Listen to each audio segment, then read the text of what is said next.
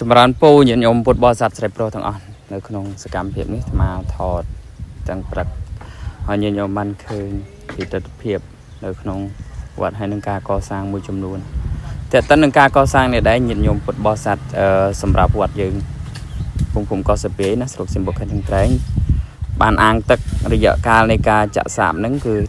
នៅមុខណែងចាក់សាបខ្ញុំចាក់សពបានចាក់បំពេញអស់ហើយកន្លែងដែល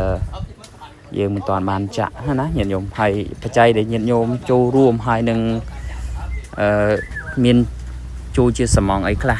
ថ្មគ្រោះខ្លះអីខ្លះហ្នឹងគឺចាក់បានរួចរាល់ហើយញោមមើលឃើញទាំងអស់គ្នា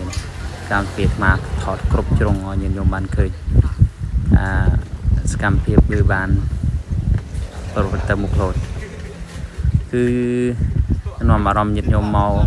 មើលសកម្មភាពបន្តទៀតពីការកសាងឬក៏រៀបចំវត្តយើងនៅមុខនេះគឺមានការបាក់ច្រាំងខ្លាំង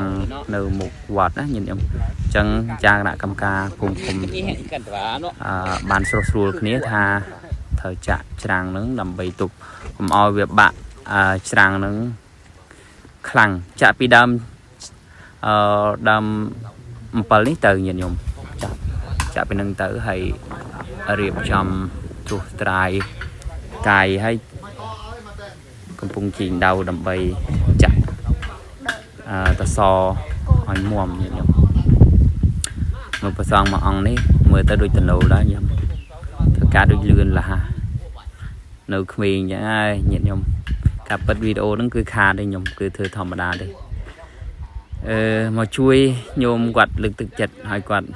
មានកម្លាំងចិត្តធ្វើការងារណាញោមមើលការងារក្នុងវត្តថាធ្វើដល់ណាឲ្យជ្រៅអត់បើរយៈទេជីថែមអញ្ចឹងជួយគ្នាណាញោមណាទៅបើអាចរីកចម្រើនឬក៏ទទួលបានសមិទ្ធផលល្អ